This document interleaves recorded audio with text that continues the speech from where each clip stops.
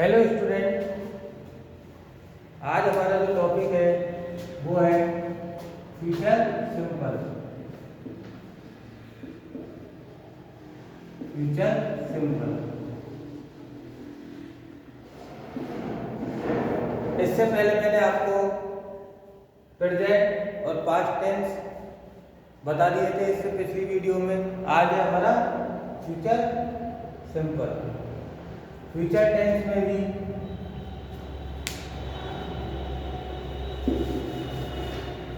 Future tense में भी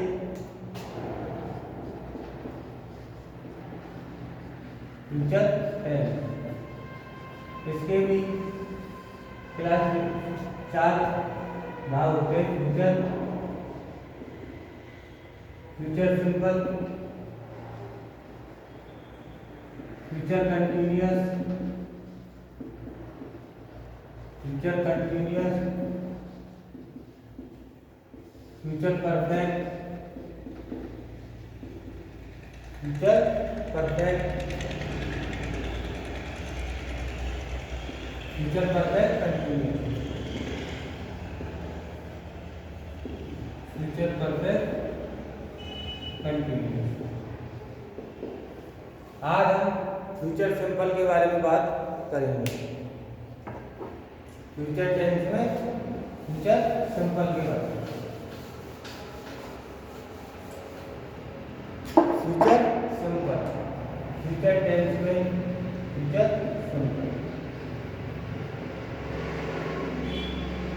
future simple. इसमें सब में पहले मैं आपको बता दूं, फ्यूचर भी दो तरीके के होते हैं। एक प्योर फ्यूचर, एक प्योर फ्यूचर और दूसरा कलर्ड फ्यूचर, दूसरा कलर्ड फ्यूचर। प्योर फ्यूचर शुद्ध भविष्य, प्योर फ्यूचर शुद्ध भविष्य, शुद्ध भविष्य। कलर्ड फ्यूचर रंजित भविष्य।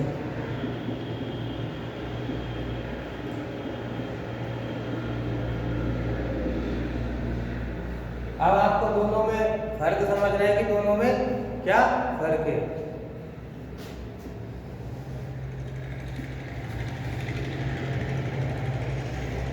फर्स्ट पर्सन, सेकंड पर्सन और थर्ड पर्सन। फर्स्ट पर्सन कौन कौन से है? आई और बी, आई और बी। सेकंड यू और third he, she, it, they. He, she, it, they. जब आई और बी के साथ सेल का यूज किया जाता है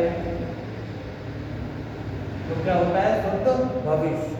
जब यू के साथ विल का यूज किया जाता है तो क्या होता है? शुद्ध भविष्य।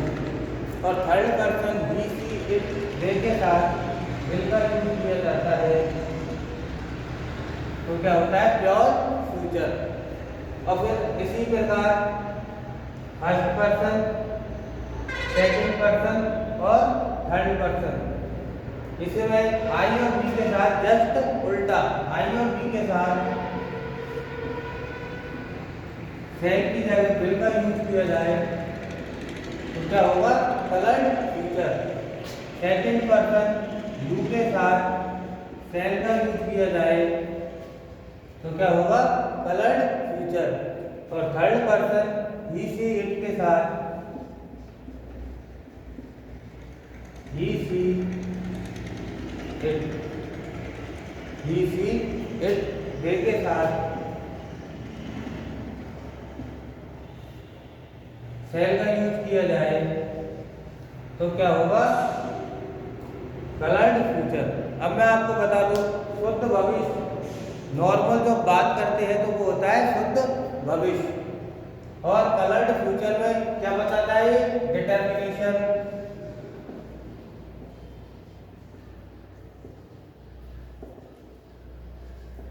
डिटर्मिनेशन। दूसरा विलिंगनेस।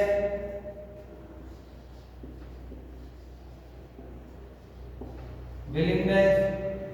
तीसरा प्रॉमिस। प्रॉमिस। चौथा थ्रेड।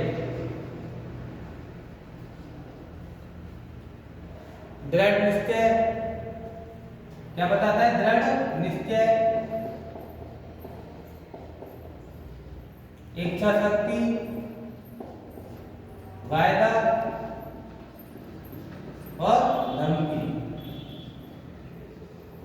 जब कलर्ड फ्यूचर की बात होती है तो कलर्ड फ्यूचर इन चार चीजों को बताता है: डिटर्मिनेशन, विलिंगनेस, प्रॉमिस और थ्रेड। जबकि प्योर फ्यूचर में बात सादा तरीके से जो अपन बात करते हैं वो होती है। जैसे मैं आपको इसका एग्जांपल बता दूं दोनों का। I will give you, I will give you, I will give you 10 rupees tomorrow, 10 rupees tomorrow.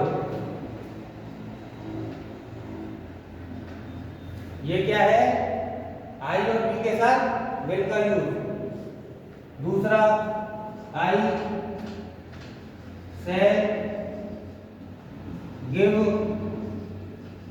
You 10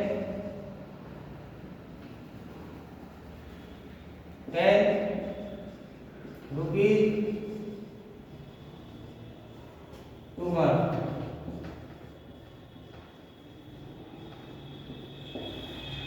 दोनों में क्या फर्क है?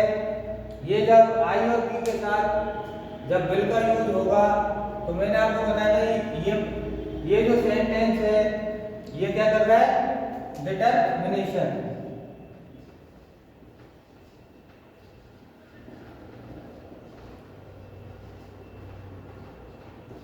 इसमें क्या है कि दृढ़ इच्छा शक्ति है, वो दृढ़ निश्चय है कि वो जो कल 10 रुपये उसको जरूर देगा। और जब अपन सेल का यूज करते हैं तो इसमें वो दे भी सकता है और नहीं भी दे सकता। इसमें उसको जो कल जो 10 रुपये देगा उसकी 100% गारंटी है कि वो उसे जरूर देगा 10 रुपये। जबकि आप आई के साथ सेल का यूज कर लो तो इसमें उसकी कोई बात नहीं है, वो कल मना भी कर सकता है। तो ये क्या है? Pure future. ये क्या है? Pure future. Pure future. और ये क्या है? Coloured future.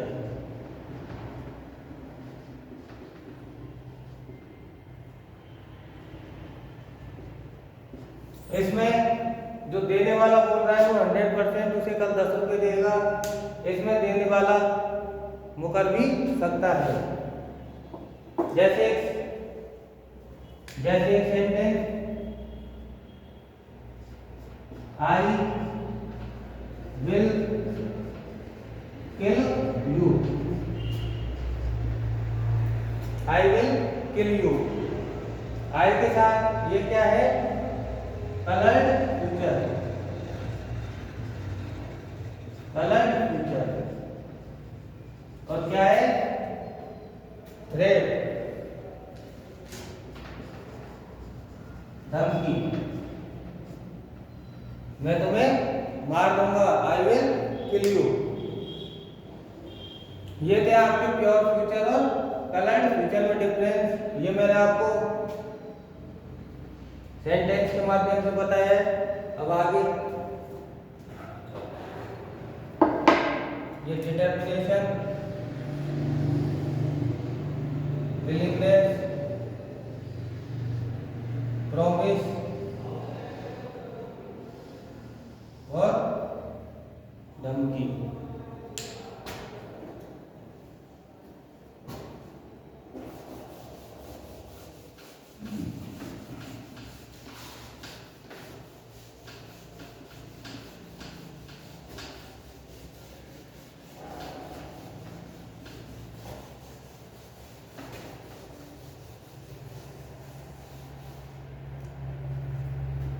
अब जो मैंने आपको पिछले टेंसों में बताया था, पिछली वीडियो में बताया था, इसका भी अपना एक स्ट्रक्चर होता है, स्ट्रक्चर फ्यूचर सिंबल का स्ट्रक्चर। वही इसमें भी 5 प्रकार के टेंस होते हैं।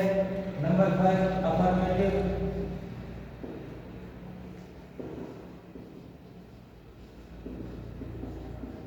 दूसरा नेगेटिव,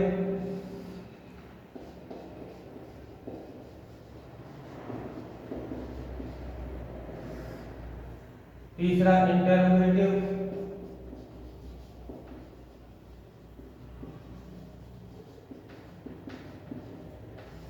चौथा interrogative negative, interrogative negative,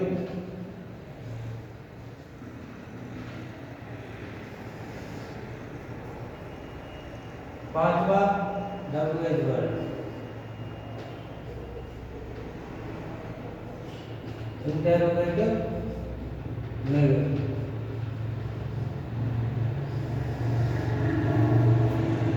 affirmative का स्ट्रक्चर, इसकी जो सहायक क्रिया है वो होती है हेल्पिंग वर्ब, शैल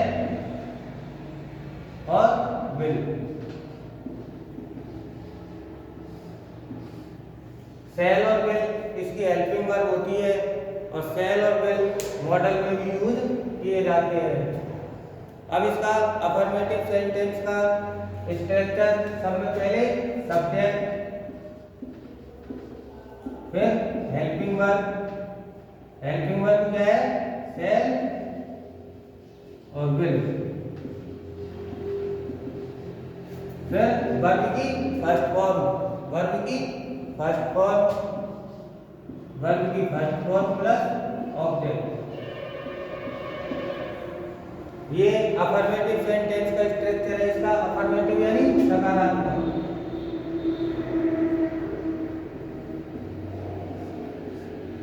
जब इसका नेगेटिव होगा तो हेल्पिंग वर्ब के साथ नॉट का यूज किया जाएगा।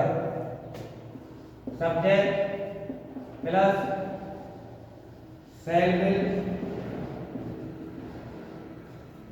इसके बाद क्या आएगा, नॉट, इसके बाद वर्ब की फर्स्ट फॉर्म, फिर ऑब्जेक्ट। ये इसका अफर्मेटिव का स्ट्रक्चर, ये इसका नेगेटिव का स्ट्रक्चर, वर्ब की फर्स्ट फॉर्म। इंटरोगेटिव होगा तो शैल विल पहले, हेल्पिंग वर्ब पहले आती है शैल विल, उसके बाद सब्जेक्ट, फिर वर्ब की फर्स्ट फॉर्म, वर्ब की फर्स्ट फॉर्म, उसके बाद ऑब्जेक्ट, और फिर उसके बाद इंटरोगेटिव है तो क्वेश्चन मार्क।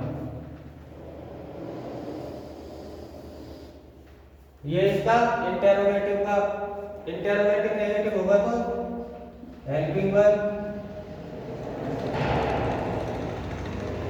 उसके बाद सब्जेक्ट, फिर नॉट, फिर वर्ब की फर्स्ट फॉर्म, फिर ऑब्जेक्ट, फिर क्वेश्चन मार्क। ये इसकी इंटरोगेटिव नेगेटिव का है। फिर डब्ल्यूएच वर्ड होगा तो सब में पहले डब्ल्यूएच वर्ड,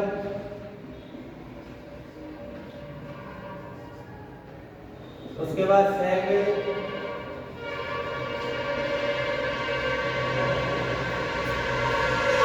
उसके बाद सब्जेक्ट, फिर नॉट, उसके बाद वर्ब की फर्स्ट फॉर्म, फिर ऑब्जेक्ट, फिर क्वेश्चन मार्क। ये इंटरोगेटिव नेगेटिव का ये डब्ल्यू है वर्ड लो। आज में मैंने आपको ये 5 तरीके के सेंटेंस बताए हैं।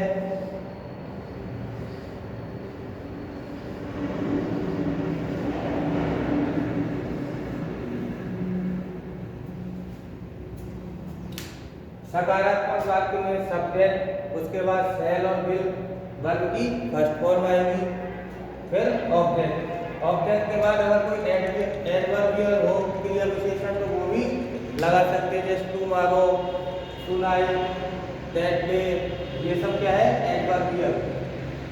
नेगेटिव में सब्जेक्ट, शैल, विल, इसके बाद नॉट, क्योंकि जब नेगेटिव है तो क्या आएगा नॉट, और वर्ब की फर्स्ट फॉर्म और उसके बाद ऑब्जेक्ट। इंटरोगेटिव है शैल, विल, सब्जेक्ट, वर्ब की फर्स्ट फॉर्म, ऑब्जेक्ट और उसके बाद क्वेश्चन मार्क, क्योंकि ये कौन सा है प्रश्नवाचक वाक्य।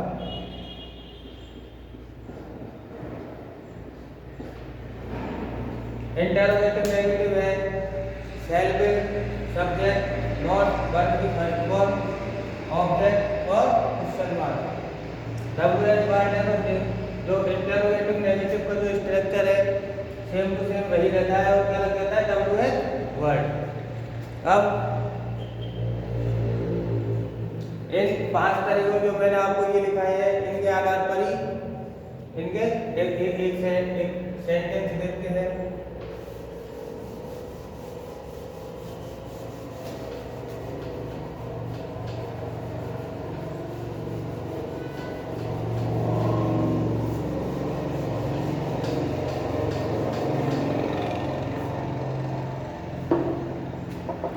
I will wash the cloth tomorrow।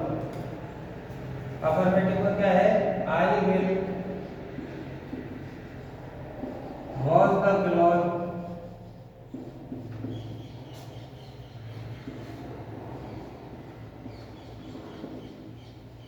I will wash the cloth tomorrow।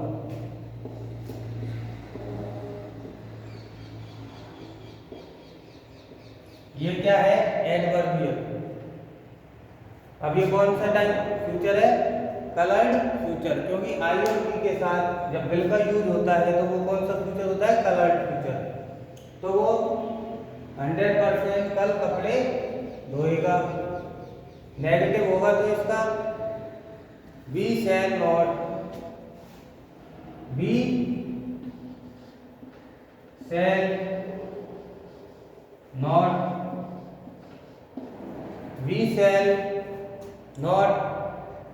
we shall not meet you again।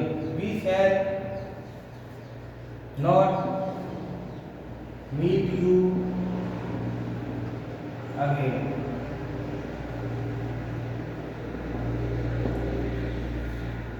we shall not meet you again।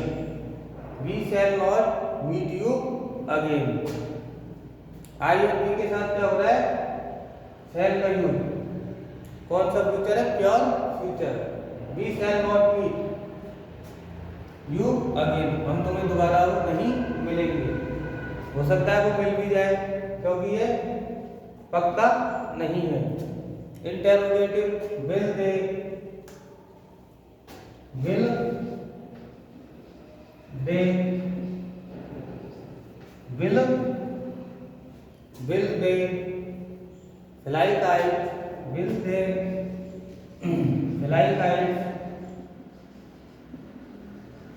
will they fly kites in today evening, in today evening।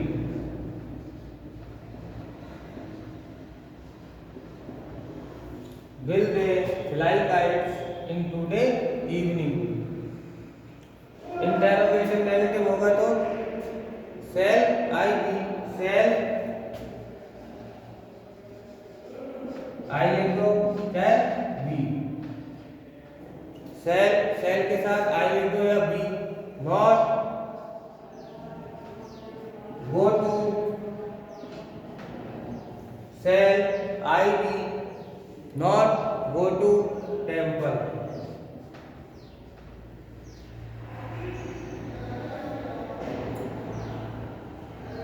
Y shall I, why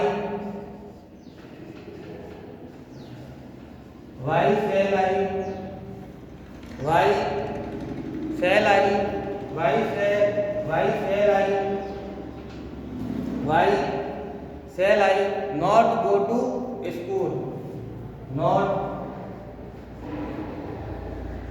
go to school. Why shall I not go to school.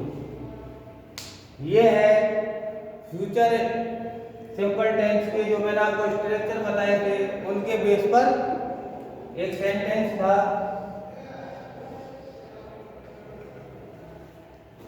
अब इसके जो कुछ most rules जो कि competition में पूछे जाते हैं उनके बारे में डिस्कस करते हैं।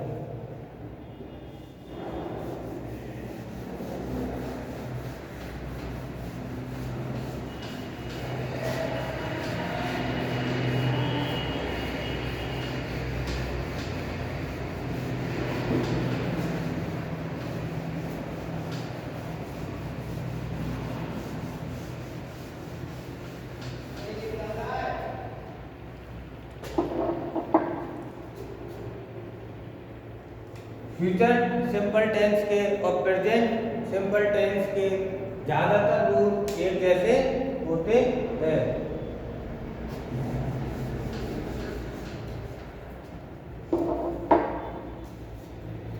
अब इसका ज्यादा रूल प्रेजेंट सिंपल के ही है जो हमने आप प्रेजेंट सिंपल टेंस में पढ़ लिए थे। अब फिर भी इफ आई है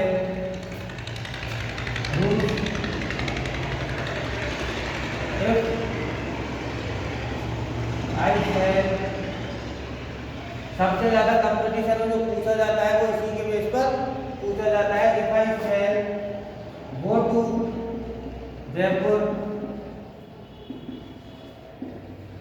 if I shall go to Jaipur I will bring a pen for you, I will bring a pen for you. अब ये कितने के लॉज है? दो। एक तो यहां तक फर्स्ट और दूसरा यहां से यहां तक। क्या ये सेंटेंस सही है? अब एक मोस्ट इंपोर्टेंट बात, अगर फ्यूचर सिंपल में से कंपटीशन में से कोई क्वेश्चन आता है तो केवल इसी टाइप का आता है। इसमें आपको एक बात याद रखनी है, जैसे अगर फर्स्ट क्लॉज में फर्स्ट क्लॉज और सेकंड क्लॉज,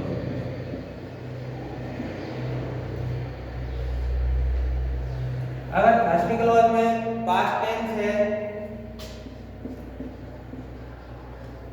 तो सेकंड क्लॉज में भी पास्ट टेंस होता है, सेकंड क्लॉज में भी पास्ट टेंस। अगर फर्स्ट क्लॉज में प्रेजेंट टेंस है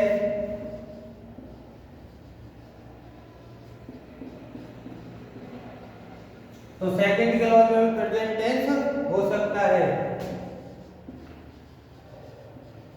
प्रेजेंट टेंस हो सकता है। लेकिन अगर फर्स्ट क्लॉज में फ्यूचर टेंस है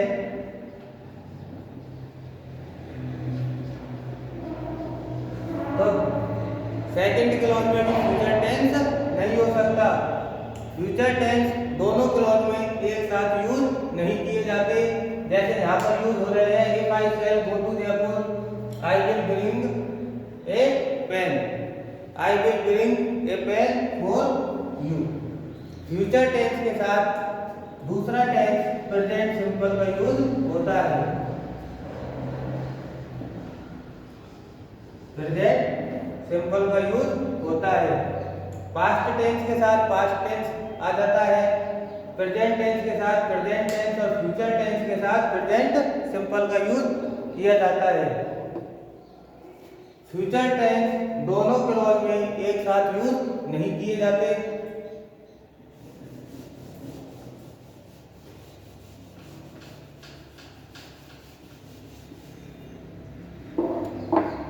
इफ के साथ शैल का यूज गलत है।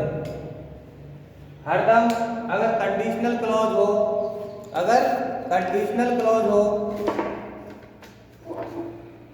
अगर इफ से स्टार्ट हो रहा हो, अगर रूल देख लो, अगर सेंटेंस इफ से स्टार्ट हो रहा हो, अगर सेंटेंस इफ से स्टार्ट हो रहा हो, यह टाइम क्लॉज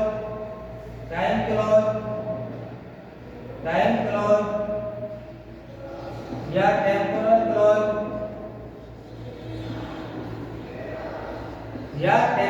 क्लॉज दोनों एक ही बात है। टाइम क्लॉज या टेम्पोरल क्लॉज या कंजक्शन या फिर कंजक्शन, तो फिर इफ के साथ कभी भी फ्यूचर टेंस के साथ नहीं हो सकता। तो इनके साथ कभी भी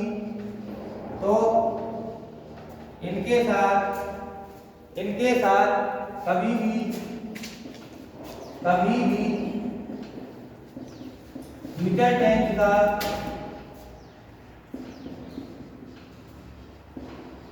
यूज नहीं किया जाता।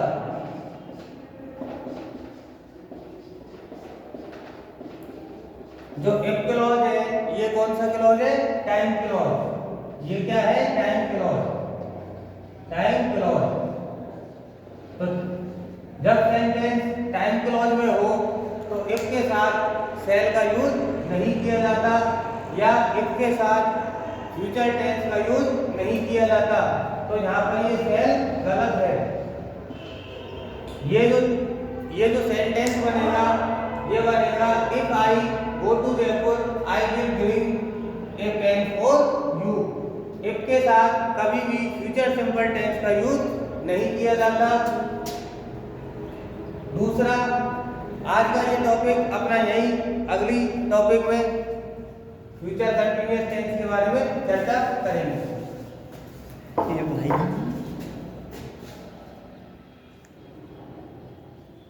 घर को बात है।